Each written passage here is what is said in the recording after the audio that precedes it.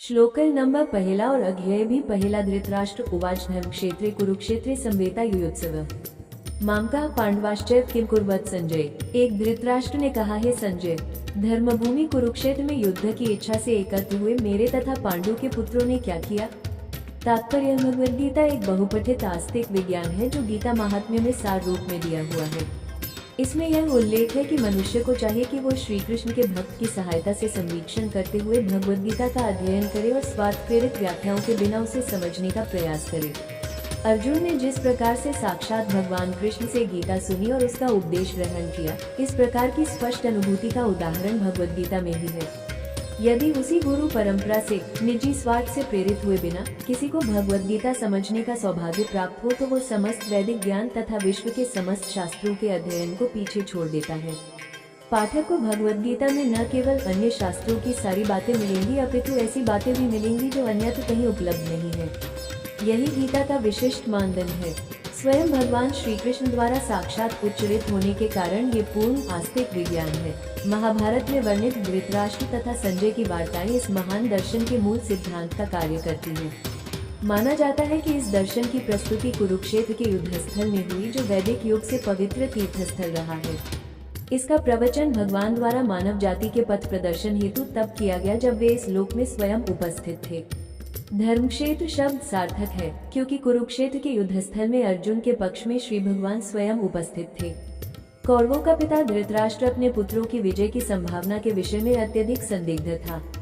अतः इसी संदेह के कारण उसने अपने सचिव से पूछा, उन्होंने क्या किया।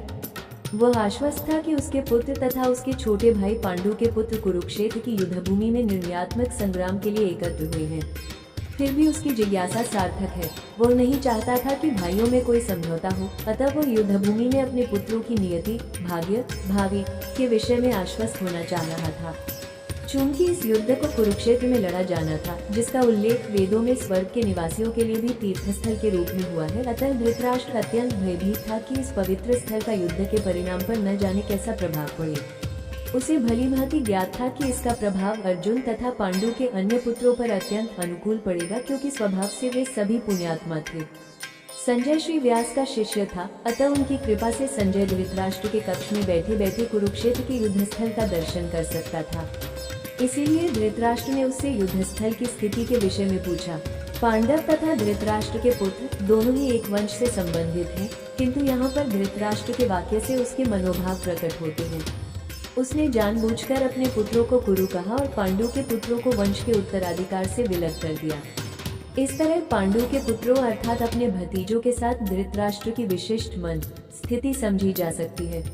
जिस प्रकार धान के खेत से अवांछित पौधों को उखाड़ दिया जाता है, उसी प्रकार इस कथा के आरंभ से ही ऐसी आशा की जाती है कि जहां धर्म के पिता श्री कृष्ण उपस्थित हो, वहां कुरुक्षेत्र रूपी खेत में दुर्योधन आदि धृतराष्ट्र के पुत्र रूपी अवांछित पौधों को समूल नष्ट करके युधिष्ठिर आदि नितांत धार्मिक पुरुषों की स्थापना की जाएगी।